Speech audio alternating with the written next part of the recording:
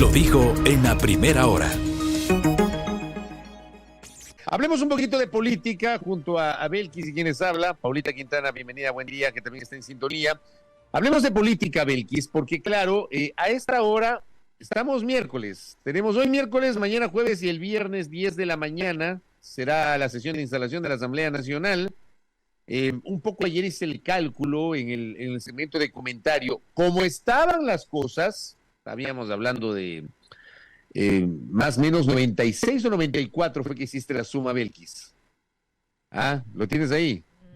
Creo que era 96 o 94. 94 me parece que era. Sí, me parece que eran 94. Entre los 51 de Revolución Ciudadana, los 14 más 4 más de Partido Social Cristiano son 18. Más 25 que dice ADN que tiene. Estamos hablando de 94 legisladores más o menos. Pero mi vaticinio es que seguramente serán más, porque hay legisladores de sectores políticos minoritarios, los llamados independientes, que con seguridad se van a adherir a esta corriente política. Pero ¿qué pasa con esto que se había anunciado, el bloque ético y político? Conversamos hace un par de semanas con Lucía Pozo, que es asambleísta electa de la Alianza Actuemos por la provincia de Imbabura. Ella nos decía, Belkis, de quienes habla, que la Alianza Actuemos se había desarticulado, que esa alianza era para básicamente las elecciones anticipadas, el respaldo a Otto Sonnenhorst y su candidatura presidencial, pero ya en la asamblea se estaba configurando este bloque ético y político con los 8 legisladores que llegaron por Avanza y Suma, es decir, por Actuemos, con los legisladores de la Sociedad Patriótica liderados por Lucio Gutiérrez, por aquellos que se autodenominan gente buena y otros parlamentarios que se iban a registrar como bancada. Pero en estas horas se conoció que en el sector de Actuemos, Avanza y Suma, los asambleístas que pertenecen a Suma se van a adherir a ADN. Le quiero preguntar a Adrián Castro, que está conectado con nosotros. Él es asambleísta electo por la provincia de Azuay, integrante de ese sector político. ¿Qué onda con la alianza? ¿Cómo le va, Adrián? Bienvenido, buenos días a este espacio. Buenos días, querido Fabricio, Belkis, un abrazo a la distancia a ustedes, a todos quienes nos están escuchando a estas horas y claro, pendientes de lo que suceda hasta el día viernes. Hasta este día viernes 17, yo creo que nada está todavía dicho. Ustedes saben que las conversaciones seguirán hasta el último minuto. No se ha venido a servir a un partido político o a una determinada alianza, sino más bien al mandato del pueblo. Y en ese andarivel es que siempre vamos a tener que caminar, ¿no? Las puertas creo que siempre deben estar abiertas para conversar con todos los que quieran sumarse a una agenda que va más allá de los partidos y se piense en las necesidades realmente de la gente, ¿no? En ese sentido, como ustedes ya vieron, pues una noticia pública, el bloque de Suma, que era parte de la Alianza Nacional Actuemos, ha decidido tomar una posición a través de un comunicado de su máximo dirigente, en el sentido de que se suma a la bancada de ADN. Nosotros, más allá de respetar, pues como no puede ser de otro modo, cada movimiento y cada legislador tiene la decisión en sus manos de poder acceder a tal o cual bancada. Lo importante es que se trabaje cuando se llegue, Fabricio. El problema es que hoy en día lo que estamos viendo nosotros, al menos quienes estamos nuevos en la política, es que tenemos que despojarnos de esos viejos conceptos de que tienes que pertenecer o no a cierto espacio para poder trabajar en tu agenda, y no es tan así. Nos estamos olvidando, por ejemplo, Fabricio, en este caso, y voy a decirlo con franqueza, que nosotros, por ejemplo, de los movimientos locales, no tenemos pues una adherencia a un partido. Hoy en día, pero representamos al voto de las provincias que están por encima del arrastre de una figura nacional. Y creo que también quienes estamos en esta línea, que somos muchísimos en la Asamblea Nacional, no necesitamos necesariamente de estar acá o acá para cumplir con nuestras metas y nuestros ofrecimientos de campaña. La gente ha confiado nuestro voto, Fabricio, y hacia ahí hay que estar. Sin embargo, hasta el último minuto, como usted más que nadie conoce por tantos años de experiencia en el seguimiento de las anteriores asambleas, hemos visto cómo ese mismo día pueden cambiar las cosas. Lo importante es darle gobernabilidad al presidente Noboa. Eso es lo que el pueblo quiere realmente. Ya estamos cansados de que las cosas o las propuestas que se vayan a dar el día de mañana positivas se queden por una tosudez de la Asamblea Nacional, y eso no puede pasar. Venido nuevamente, buenos días. En el afán de dar justamente gobernabilidad al presidente Daniel Noboa, ese va a ser el accionar, en este caso, de los asambleístas de Avanza, que se quedarían prácticamente solo sin esta alianza con la que llegaron con Suma en el legislativo. Bueno, yo no me pertenezco a Avanza, yo me pertenezco, como lo dije, Belkis, a un movimiento local, Ujú. un movimiento ciudadano, un colectivo ciudadano que está en proceso de transformación, se llama Shungo, por eso mismo, así es que cariñosamente me llaman por acá, por la provincia, y yo creo que eso es algo que hay que considerar muchísimo. Hasta el último minuto hay voces que se siguen sumando, que se siguen adhiriendo a una bancada, se están conformando todavía esas situaciones, y no hay que descartar nada, insisto, hasta ese día. Yo no he sido de los que satanizan nunca las alianzas, por algo se dan los acuerdos, mientras estos sean transparentes y sobre la mesa. Yo estoy 100% de acuerdo en que se den los acuerdos, obviamente, que se dan por debajo, entre gallos de medianoche, o ese tipo de cosas no están bien. Sin embargo, los acuerdos públicos en todas las bancadas no se deben ni se pueden satanizar. Hoy el país lo que clama, y ustedes me han oído en cada uno de los espacios donde he podido estar, clama por unidad. Ojalá los 137 asambleístas en verdad tuviésemos el día de mañana esa posibilidad de trabajar juntos, y obviamente que esa asamblea represente a la democracia del país, al voto mayoritario del país, y que así se den las cosas. Yo auguro y espero que quien esté a la cabeza de la Asamblea Nacional tenga la capacidad y el liderazgo para poder concertar con todas las bancadas esa unidad que tanto anhela el Ecuador. Quiero entender y en ese sentido le pido respetuosamente a nuestro invitado precisiones muy puntuales sobre lo que nos está diciendo. Primero, ¿va a existir o no, como estaba configurado inicialmente, el bloque ético y político? Adrián Castro. Al momento, una vez que ha tomado la decisión Suma de salir de esta bancada, pues como ustedes conocen, nos deja sin 3 asambleístas que estaban formando parte de la bancada. Por eso ¿Y decía, con cuántos se quedan? prácticamente con 11. Pero Entonces ya no pueden ser bancada. por supuesto, eso es lo que iniciaba diciendo. Sin embargo, hasta el día 17 todo puede pasar. Recordemos lo que ha pasado en las anteriores asambleas, en donde incluso los candidatos a la presidencia incluso han cambiado y han variado, y esa experiencia no hay que descartarla, ¿no? Desde ningún punto de vista. Sin embargo, Sí, pero al día de hoy, entonces, al día con de hoy esto que no, usted nos está explicando, al día de hoy ustedes han perdido 3 por y eso supuesto. les resta la posibilidad de que se constituyan en bancada, y al no llegar como bancada a la sesión de instalación del 17 de noviembre, ustedes no podrían aspirar a tener una representación en el Consejo de Administración Legislativa como era inicialmente el propósito. Así es, hoy en día, como inicié diciendo, la noticia de Suma, que ha tomado la decisión, además que es absolutamente democrática, nadie puede obligarle a nadie quedarse o pertenecer en cierto espacio, ha tomado una decisión, entiendo que ha llegado a algún consenso, y en ese sentido, pues la bancada nuestra este rato pierde 3 asambleístas, y por lo tanto, a la fecha no estaría constituida tal y como es. Adrián, usted Ahora, dice todo puede pasar hasta el viernes. ¿Qué significa esto? ¿Con quiénes dialogan ustedes para poder consolidar una alianza, si se quiere, con miras a constituirse en efecto en una bancada? Son varios sectores, Belkis, no hay que cerrar las puertas para conversar con absolutamente nadie, y eso ha sido parte de lo que nosotros hemos dicho desde el día 1. Hay muchos asambleístas que han tomado la decisión de estar en tal o cual bancada, y otros que a la fecha todavía no han dado una posición. Hay que conversar entre todos, y ojalá que podamos, de acuerdo a ese consenso, el día viernes darle al país la paz y la tranquilidad de que no va a llegar una asamblea dividida, rota, resquebrajada, sino más bien una asamblea que, con el número de bancadas que sea, lo que tiene que hacer es darle al señor presidente de la República, al presidente Noboa, la posibilidad de que su plan de trabajo en este corto tiempo se pueda desarrollar. Es lo que todos queremos. Al menos yo vengo con toda la intención, miren, de que el plan de seguridad, que es al menos el punto 1, el que tiene que unir a los 137 asambleístas, salga adelante. Ojalá que no se pongan otras agendas por encima de las necesidades que clama el pueblo este rato. El Ecuador necesita y pide a gritos que se regulen los temas de seguridad. Fuera el colmo que el día de mañana, dentro de los órdenes del día, se estén convocando temas o asuntos en donde en apenas un año y un poquito más los asambleístas vayamos a tener que perder el tiempo como lo hizo la pasada asamblea.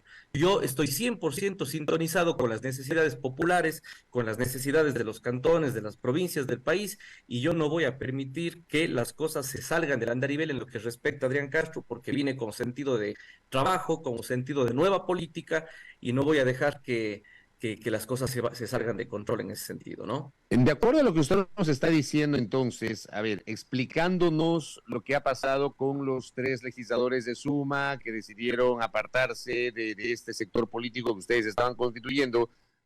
En el caso de los 11 que se quedan por el momento en este sector llamado ético y político, que no podría ser bancada con 11, le voy a decir bloque ético y político, ustedes podrían conversar con ADN, podrían de alguna manera tener algún punto de acuerdo que les permita sumarse a esta mayoría política del próximo viernes, o eso del lado de ustedes está descartado, Adrián. Porque, Fabricio, yo creo que el consenso, el diálogo tiene que estar a todo nivel. Sería terrible, imagínense ustedes, arrancar la Asamblea Nacional sin que se pueda dialogar con todos los frentes. Lo que pasa es que, claro, usted lo dice, yo le entiendo a usted y yo le compro a usted el argumento, porque además lo conozco, y me parece adecuado no cerrar la puerta a un diálogo, pero por ejemplo hay otros sectores políticos. Le planteo el ejemplo, la gente de Construye, los voceros de Construye han dicho tajantemente que cualquier cosita menos el sector del correísmo. O sea, en este momento Construye se ha desembarcado de cualquier posibilidad de participar en algún tipo de acuerdo de cara a la mayoría del día viernes, pero de plano por la presencia del correísmo.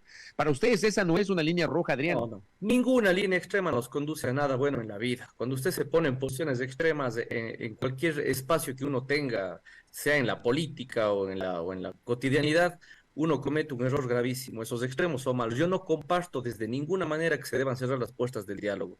El país este rato tiene un solo enemigo, que es la inseguridad, no hay más.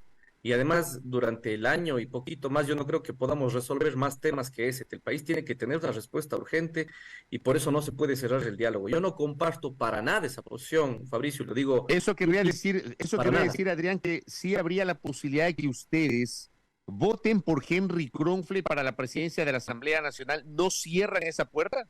Así es, lo hemos dicho que si es que cuenta con los votos y el respaldo, pues no hay ningún problema. El asunto es que se respete una agenda mínima que tiene que ser construida de consenso entre todos los asambleístas. Porque, insisto, muchas veces se piensa en los grandes partidos políticos o los partidos tradicionales y se olvidan que asambleístas como quien les habla llegó por un peso de un movimiento local propio. Así que no podemos descartar eso. Hay voces muy valiosas en la Asamblea Nacional. Conozco a muchos colegas, hombres y mujeres valiosos de este país, que están ávidos de trabajar con toda la fe y la confianza de que se van a dar sus planes de trabajo y que en un año y poquito más lleguemos a donde nuestros electores y les digamos, aquí está nuestro trabajo. Entonces, ponernos en esa posición extrema, ni de lejos, Fabricio. Yo no comparto aquello, usted lo ha dicho. El día de mañana cerrar el diálogo, sea con cualquier bancada que sea o cualquier partido político, nos pondría en una posición de sectarismo, porque estaríamos bloqueando incluso las buenas ideas que pueden nacer de esos bloques o bancadas, ¿no? Adrián, si bien usted ha reiterado que no cierran las puertas, que tienen toda la apertura para el diálogo y demás, ¿cuáles son las líneas rojas de ustedes? Sabemos y entendemos que al menos en el discurso los asambleístas electos dirán, bueno, vamos a llegar a la Asamblea Nacional para trabajar por la ciudadanía, en fin, eso ya lo conocemos, pero puntualmente, ¿cuáles son sus líneas rojas en este caso como bloque? Las líneas rojas es que se antepongan agendas revanchistas, agendas de impunidad. Esas son nuestras líneas rojas, que el día de mañana nos quieran imponer, bueno, nos juntamos siempre y cuando ustedes vayan a impulsar tal o cual medida para dejar impune algún tema. Esa es una línea roja, eso no lo vamos a permitir desde ningún punto de vista. Más allá de que, yo he dicho siempre, la facultad de fiscalización que tiene la Asamblea y obviamente esa patente de corso que no existe, ningún funcionario público tiene que estar a la par de nuestro trabajo. Si es que el día de mañana, por ejemplo, el Consejo de Participación Ciudadana o el Consejo de la Judicatura se sale del andarivel por el que tiene que estar y le empieza al país a poner en conflictos graves en las materias que necesitamos nosotros legislar, pues tenemos que fiscalizar y con radicalidad, con fuerza, porque así nos ha elegido la gente. Pero cuando vengamos con agendas revanchistas, con vendetas, esa es la línea roja. Yo tuviese algunas razones y con algunos funcionarios públicos de interponer ciertas medidas por problemas que han tenido cuando yo estuve en funciones en la Agencia Nacional, por ejemplo. Pero eso no quiere decir que yo vaya a anteponer esa agenda personal de Adrián Castro por sobre las del país. A eso voy. Y eso no hay cómo permitir que pase. Eso es una línea roja. Eso no es ético. Eso no está bien. Y por lo tanto, quienes venimos a trabajar con la frente en alto, con toda la cordura y la responsabilidad del caso, no lo vamos a hacer. Y esta bancada, este frente ético y político, a una bancada, lógicamente, como dijo Fabricio, lo que ha hecho es precisamente poner esas líneas finas en donde nosotros no vamos, pues, a plegar jamás, ¿no? Yo quiero entender esa parte. Cuando se habla de una agenda de impunidad, y yo coincido con usted en que, y lo he dicho en mis comentarios, el periodo que se viene es un periodo de transición. Hay un momento en el cual el país espera mucho de ustedes, espera mucho del presidente del gobierno electo, espera mucho de la próxima Asamblea Nacional, pero si la Asamblea de entrada se enfrasca en disputas estériles, en discusiones por pactos y repartos a espaldas del pueblo ecuatoriano, en no priorizar las necesidades, yo me temo que esto en poco tiempo será un hervidero y seguramente va a estallar, porque la gente de verdad, el país está harto, creo que estamos cansados, y permítanme hablar, creo que por muchos, para no decir por todos, estamos cansados de la inseguridad y en medio de esto estamos cansados de la bronca política. Ahora, cuando usted dice la agenda de impunidad, quiero entender esa parte, porque desde la Asamblea, ¿cómo se podría configurar una agenda de impunidad? Yo le pregunto si esa supuesta agenda de impunidad estaría atada a llevar a juicio político a la fiscal general del Estado o a las autoridades del Consejo de la Judicatura o a los superintendentes. ¿Cómo se podría configurar una agenda de impunidad desde la Asamblea Nacional cuando se supone que la Asamblea no tiene nada que ver con el desarrollo de los juicios en la Corte Nacional de Justicia o con el trámite de procesos investigativos en la Contraloría General del Estado? No sé. ¿Cómo le ve usted cuando hablamos de agenda de impunidad, Adrián? Es que no debería ser así, Fabricio, pero lamentablemente al pasado o a las anteriores asambleas hay que mirarlas para aprender a no hacer lo mismo, porque sí pasamos pues por dos últimas asambleas que se dedicaron precisamente a anteponer vendetas políticas y a desapegarse totalmente de las necesidades populares. A eso es lo que voy. Es decir, no hay que hacer lo que pasó en la anterior asamblea. Y claro, si es que el día de mañana estas reformas legales o los particulares de fiscalización se apegan a procesos que tienen que ver con yo necesito sacarles a dos funcionarios que me están estorbando por ahí porque me están arruinando una agenda particular, eso no puede pasar. Porque el país está pensando este rato en temas generales, no en temas partidistas.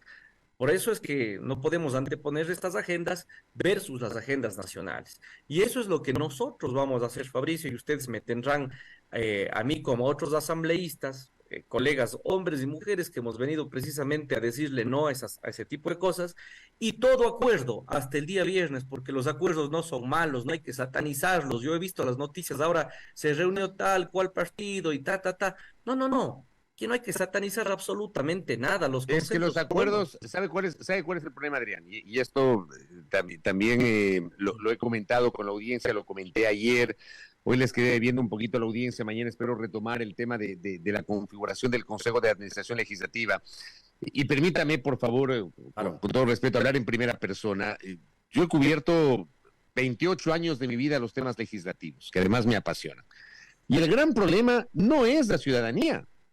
No siempre es la prensa también tiene un rol en esto, lamentablemente, pero el problema son los políticos, porque los políticos históricamente no han sido honestos para transparentar los acuerdos, o sea, los acuerdos, la negociación. Si usted tiene una asamblea, una legislatura donde nadie tiene mayoría, tiene que hablar, tiene que concordar, eso implica dar y ceder, porque eso es parte de la negociación política. El tema es que hay acuerdos, pero salen y dicen, no, nosotros no tenemos acuerdo, cuando sí tienen acuerdo. Acordamos tal cosa, pero resulta que terminan acordando otra cosa. O dicen, como pasó hace 2 años y medio, el 15 de mayo del 2021, cuando posesionaron a la señora Yori, cuando dijeron a las nuevas autoridades legislativas en esa asamblea del 2021, dijeron que era una alianza de gobernabilidad, y resulta que esa alianza, usted fue funcionario público, usted debe recordar, esa alianza no sirvió, o sea, no le dio gobernabilidad al presidente de la República. Esa alianza sirvió básicamente para distribuirse las autoridades legislativas y las comisiones parlamentarias, y pare de contar. Entonces, lo que el país quiere es, en realidad, sí, elijan autoridades legislativas, porque eso es lo que corresponde, fuera del escándalo, fuera del show, pero en medio de eso generen un acuerdo de gobernabilidad para sacar a este país del marasmo en el que se encuentra, Adrián. Así es, Fabricio, yo estoy 100% de acuerdo con usted. De hecho, le escucho, y gran parte de lo que usted dice es precisamente lo que vengo diciendo, insistiendo y recalcando en cada medio de comunicación, ¿no? Todo acuerdo, todo acuerdo es válido mientras sea transparente. De nuestra parte, no habrá absolutamente nada debajo de la mesa, como lo dije al inicio. Esto es un tema de país que va mucho más allá de la conformación del CAL o de las comisiones y más. Aquí tenemos que pensar en el futuro al corto plazo, yo diría, porque en el año y poquito más de tiempo que tenemos, Fabricio, tenemos que darle estabilidad al país. Usted hablaba de transición, yo creo que necesita estabilidad.